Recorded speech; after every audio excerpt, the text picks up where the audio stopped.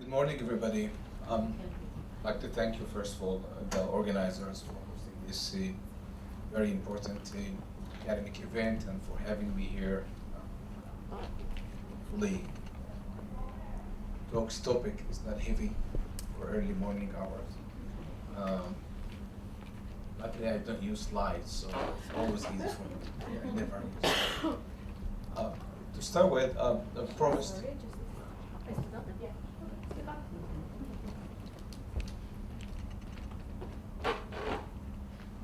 When I was invited for today's event, I was asked by the topic that I'll be talking about, and started contemplating together about discussing the issues of foreign affairs, particularly concerning the relationship between Israel and Arab states, especially Israel's neighboring Arab states.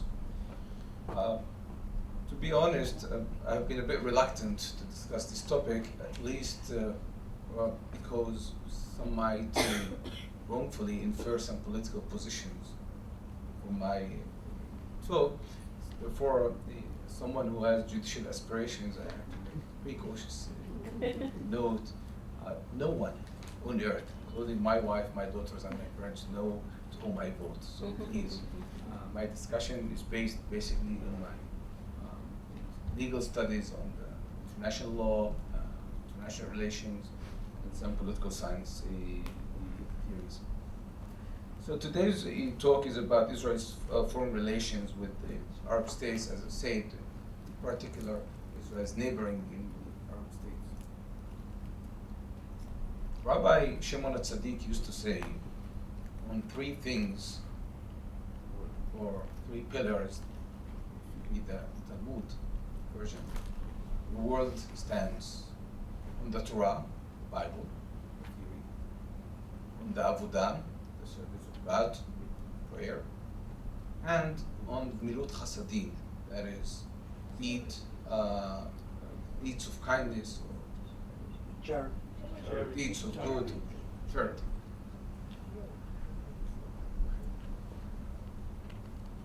When we discuss the question concerning Israel's foreign relations / policy with Arab countries, we shall make sure that we address this topic in context, not out of context. By the end of the day, we are not writing a novel. We are not writing a hypothetical article. History is part of our analysis, almost in every field of study, and therefore we should discuss this context. The context goes back to 1947, to my humble opinion. In 1947, the United Nations General Assembly proposed the so-called partition plan, resolution number 181.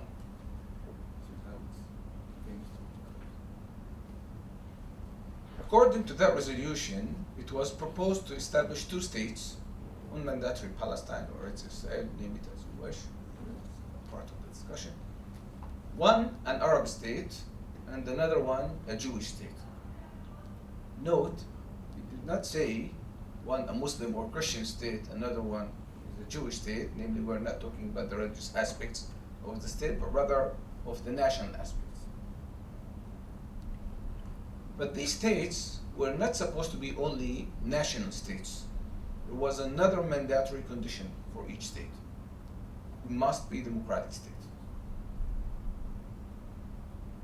And not any democracies, but particularly in the shape of the concept of democracy as we know it post-World War II.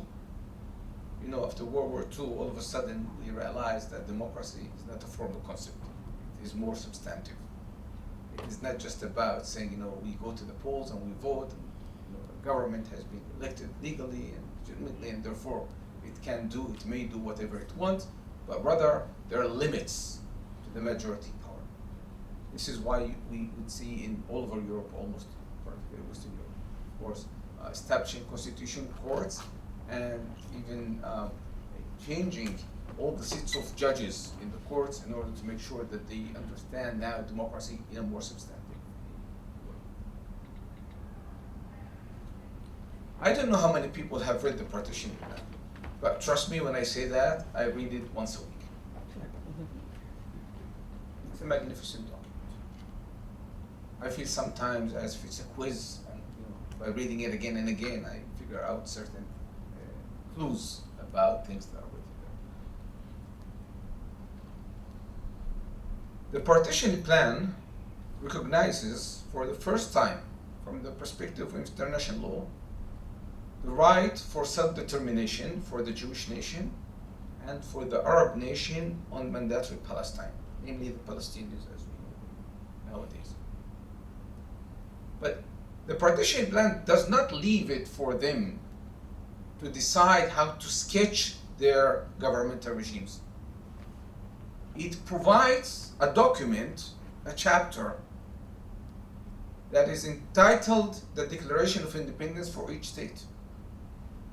So the General Assembly basically offers the two sides, it's called a tentative template of Declaration of Independence, telling them that you have to have a constituent assembly, you should afterwards write a constitution, as we have in Israel nowadays. We don't. And within that constitution, you have to make sure that you establish the institutional pillars of the state and to guarantee human rights. Now, we know history. We know that the Hebrew Yishuv accepted the partition plan, although Ben Gurion was criticized at that time for this. And the Arab side, I don't say the Palestinian side because they were not faithfully represented to be faithful about history, but they decided for them not to take it. Now, I don't blame each side for their decisions. I mean, they made their own calculation on the basis of their estimation of their power at that time, their expectations of the future.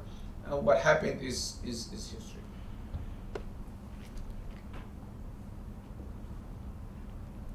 When Israel was established, the first document to be drafted was the Declaration of Independence. It is not by chance that Israel decided already in the first paragraph to refer to the partition.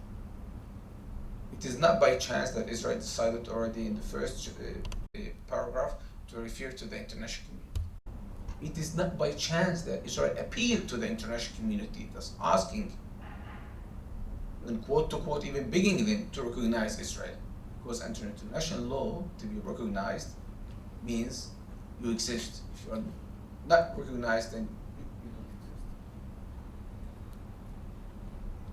And afterwards, you would see paragraphs talking about Israel raising its hand towards its Arab neighboring countries, asking them to strike peace agreements with them, appealing for peace accords, talking about equal rights for the Arab population who would become citizens of the State of Israel. In 1948, Israel was at war later than that with the Arab countries, including with the Arab population inside Israel. So why to do that? It is exactly because Israel was looking towards the international community, not necessarily inside Israel. I have to remind you that all the way until mid-60s, Israel employed a martial regime in the Arab villages in Israel. So it was contrary to the Declaration of Independence, but still, as a matter of metaphor, as a matter of narrative, as a matter of policy towards the world, this was exactly the policy, appealing to the world. That's why we will see that as of nowadays, 164 countries out of 192 have recognized Israel. But the question is, what was the theory, or what has been the theory? I told you, one of the main pillars is the Torah, namely the theory. And the second one, what is it that Israel has been praying for in terms of its foreign relationship with Arab countries? And the third question, call it charity, good deeds, deeds of kindness. What kind of deeds of kindness does Israel have in its hand in order to offer its neighboring Arab countries, and vice versa, asking them to offer Israel in the mutual relationship between the two sides?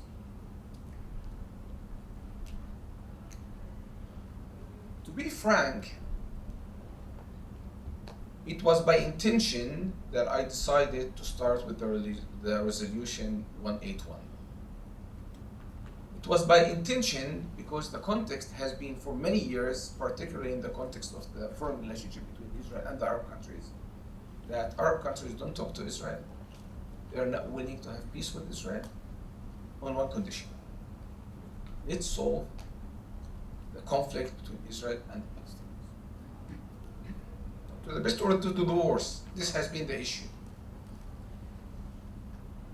This so-called policy, if I may call it policy, has changed step by step, starting with the Egyptians, the Jordanians, and later on with the Abraham Accords, United Emirates, Bahrain, Morocco, and Sudan. Examining or inquiring through the history of evolving a policy, I say quote unquote again and again because, as I will show now, Israel has been lacking a policy of foreign relationship with the Arab countries, but rather it has been driven particularly by practice. Now, this practice is led or is based on many factors. Some of them depends on the period. Once you are involved in a peace agreement or peace negotiation, then you may easily appeal to the world, asking them to recognize you because there is something positive happening.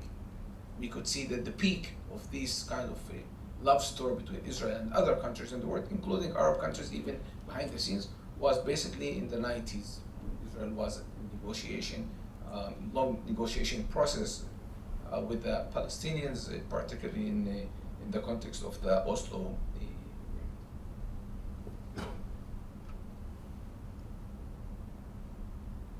Upon its establishment, the way Israel was perceived by the world basically dictated the way Israel decided to practice its foreign policy towards the world. In the very beginning years, Israel was viewed as the underdog. A small country, war with Arab countries. The Arab countries are viewed as powerful countries, verbally and in theory. Israel was supposed to be a very weak country. If it engages in any kind of war, it is more likely to lose the war. All they are seeking for is a small country, self-determination, put in the context also of the Holocaust, etc., etc. All these narratives. And that's why you would notice that in the very early years of the establishment of the State of Israel, many countries did recognize Israel, even established their embassies in Israel. One of them is Turkey, by the way. This is not to be taken for granted at that time. It was a Muslim country, not an Arab country though, but a Muslim country. And we know what it means, Turkey, a Muslim country. If we go even to the origins of the Ottoman Empire, its history in the region. But the more we step forward, the more Israel proves it is a more powerful country than it has been anticipated to be. The more Israel is engaged in wars or armed conflicts sometimes, the more Israel wins these wars, the more we are talking about occupation, then the narrative changes. Then the world does not see Israel anymore as an underdog, and therefore Israel's foreign policy is viewed by the leaders differently. It is viewed differently, namely, how do we tiptoe between the raindrops in order to make sure that we keep fighting, we keep struggling, we guarantee our security, we find allies, particularly from the West, but at the same time, we don't frustrate the East. And why is that? Because the narrative for our foreign policy has been, foreign policy / security, I will get back to that, is that we can't trust only ourselves. Even the West may betray us one day or the other, intentionally or because it's been revealed as weak. And that's why for many years we'll see that the relationship between Israel and America on the one side, and Israel and the Soviet Union, Russia, today's on the other side, has been, I would dare to say, I learned once tango. Or we had a teacher, there was only me and there were two ladies there. And, tango you need two, so with three it's impossible. So our teacher, the tutor, asked me to dance with each of them, sometimes to the side, sometimes to that. I said it was funny, but this is exactly how Israel has been playing its foreign policy. Now I'm saying that not because Israel has not been successful in its foreign policy, which demands the question, what does it mean successful? Surviving so far. But because it might be wrong for the long run. It drives me to the second question of what is it that Israel has been praying for? Because if we know the aspiration, if we know the goal, if we know the desire, then upon that we might decide which theory of policy we wish to have.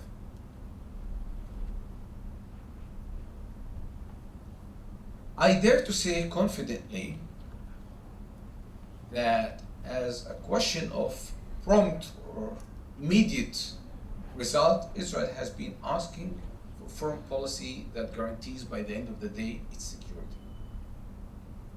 The concept that Israel is in danger, being destroyed, at least to my modest view, is not just brought to the room as a matter of, carrying the word or to finding justification for ourselves. This has been a real story for a state that views itself, as one of the members of the Knesset has always said, Dr. Ahmad Tibi has been saying, the problem is that the Arab minority views themselves as a majority, and the Jewish majority perceives itself as a minority here. And this is a narrative that exists, even psychologically. I'm not a psychologist person, I'm expert, and therefore I dare not to go there. To that extent, if the goal is, guaranteeing Israel's security, then it's possible to say, for instance, that Israel has succeeded with a peace agreement, for instance, with Egypt. By the end of the day, borders are secure and peace. There is collaboration between both sides. Both sides have respected the agreements for many years, even though there have been diplomatic issues here and there, sometimes crises, by the way, but still the flames have been very low and under control. It could be said the same in relation to the peace agreement with Jordan, although there are other issues involved there, such as environmental sources, but still, as a matter of security, we are talking about a partner, even in that context. With the new Abraham Accords, it's quite early to evaluate the situation, because this is a kind of new marriage. For those who among us who are married, we know that things are revealed only after a year at least. First year we love each other, 50 my love, and my love, everything is perfect. That takes me and leads me to the third question concerning the good deeds. Remarkably, despite the fact that Israel has been at war or hostile relations with Arab surrounding countries, even those countries with which Israel still does not have peace agreements, it's remarkable that when it comes to question of humanitarian assistance, Israel is always ready to help. Actually, even the other side is ready to help. I found it fascinating to see that, when there was this fire crisis in the Carmel mountains, the Palestinian Authority was ready to send assistance. Which kind of assistance do they have? They had one airplane. I'm not saying that as a matter of joke, as a matter of fact, and they were willing to help. Namely, despite the hostile relationship between both sides, when it comes to humanitarian issues, all sides are willing to help. Israel is even as proposed assistance to Lebanon in different humanitarian crises. As a Rotarian, you see I have the Rotarian pen. As a member of the Rotary, I know that in certain crises, even Israeli its own in Rotary has proposed a help, but the problem was that the other side asked that we don't label our aids with the flag or with the name Israel, and the Israeli side said, no, no, no. If I'm providing you help, then I have to write Israel. I mean, seriously.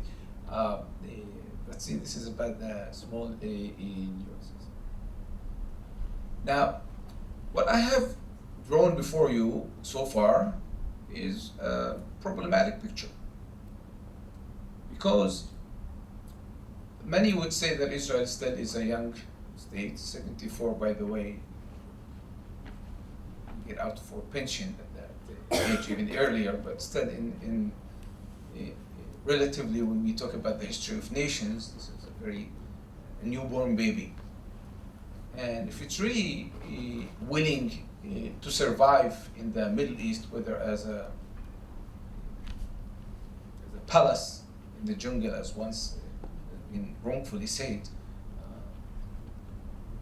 apologies for my honesty about that, then it must have a clear policy. A policy that depends on Israel itself, not really depends on what the other side does or what other countries in the world do.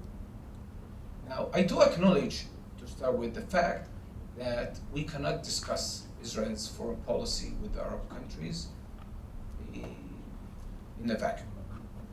We know, especially in the 21st century, with the modern social media, other technological developments, that the world is a small village, as so called, and everything that you shift here and there affects people who live in India, China, not to mention all the alliances that occur very often because of certain common grounds of interest for many countries. And when I say common grounds, I definitely say that it has been part of the play for Israel, because if you want to speak about security, then I think this is the joker card play that you can use in order to attract the other side to collaborate with you, even if he or she doesn't love you. I would like to propose today a theory of my own concerning Israel's foreign relationship with other countries, and I call it SEP, namely security, economics, and the people. You cannot have, in my modest view, a peace agreement with another country, especially if it's a country with which you have been in hostile relationship for many years, without security. Security doesn't only allow for the save of lives. Security allows us as well to talk in peace, not under pressure, to focus on what we say to each other. It allows us to listen to each other.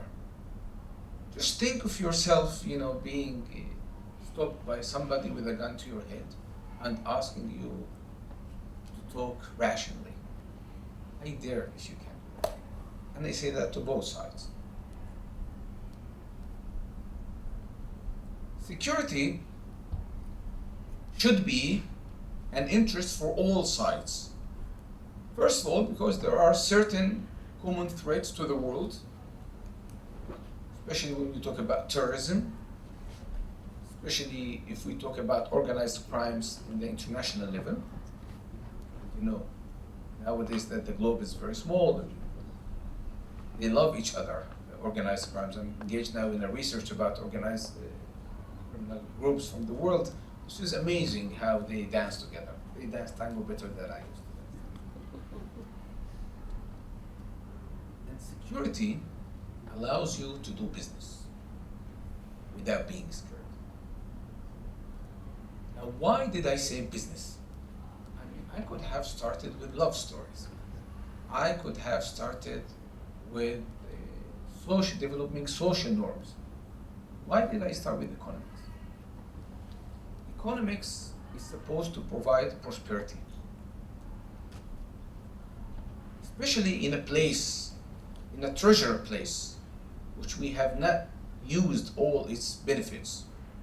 Especially when one of the sides in this tango dancing, Israel, is a very developed country, not only in security issues, but also in economics, at least compared to its other neighboring countries.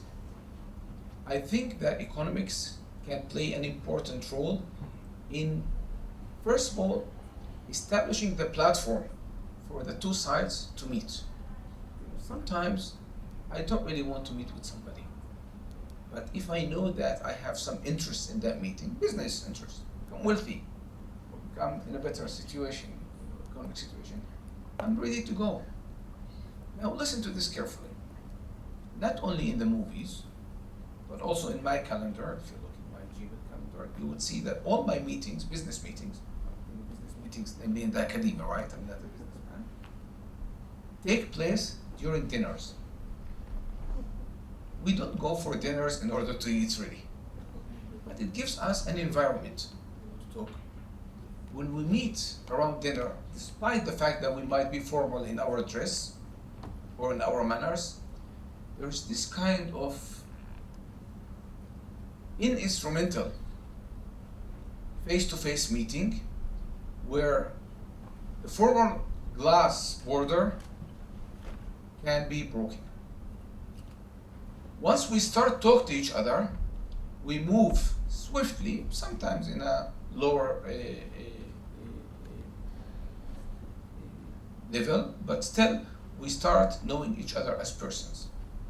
Once we know each other as persons, what happens is that we start talking about other kind of enterprises, such as social enterprises, cultural enterprises. Now, if I want to prove this by facts or by practice, I can take the comparison between the peace agreement with Egypt and the peace agreement. Despite the fact that both agreements, I still have time, right? I was told 45 minutes. Yes, sure. Despite the fact that both agreements have their own very profound security pillar, there is an extra factor when it comes to Jordan. My father is a lawyer, and I see that business men from Jordan come to Israel, business men from Israel go to Jordan, and they do business together. You can see that the relationship between Israel and Jordan is not just a matter of peace between the countries, but also between the people. You don't feel hostility. Make it even easier than that. When I go to Jordan and people ask me, where do you come from? I say Israel, period. No one look at me or stares at me differently. When you go to Egypt, you better say you're from Palestine. Now, you may dare, as I did recently in Sinai, say I'm from Israel. But honestly, the guy who was cleaning our room, like, he didn't say good morning ever, from the first day to the last day. My wife said, why did you say Israel? So what do you want me to say? Say Haifa. I'm from Haifa. Just say Haifa, it's neutral. He would understand it's from Israel, but you don't say the word Israel. There is something that they feel wrong about them. I don't speak about Israel because in Israel we are more of a business people. We think rationally, we don't think from our emotions. I'd like to conclude with what I started this speech. I started this speech by discussing the partition plan, namely the relationship between Israel as a state and the Palestinian people as we know them nowadays. The dilemma has been for generations, for the Arab countries, and for Israel, by the way, in different levels, back and forth, whether we should have peace agreement with the Palestinians first, and then we will have normal relationship with other Arab countries, or vice versa. Now we have tried basically both practices, yet nothing has come successful or true. Honestly, I'd like to say two things about this kind of mechanism. First, I don't really care which practice you use. What I care about is the result. If you truly believe that this way or the other you will get peace, wonderful. So far the result is peace. But on the substance, I have a problem, and here this is the lawyer in me speaking. When I say, I don't want to talk to you unless you talk to me. As if I have two daughters, as if I tell one of my daughters, don't come and talk to me unless you solve your problem with your sister. It doesn't work like that. Actually, if I'm a powerful side in this conflict, if I can affect positively this conflict, cause its resolvement, then I better play an important role, crucial role in this process. Namely, have a say. It's not about boycotting. Honestly, there is no one who can boycott somebody else. Trust me about that. But all those people who speak about boycott, they speak in theory, in their dreams. On the ground, no one can do that. Try and do that. Try and do that at home. Life has its own presence. Reality pressures us to do things even if we don't want to do them.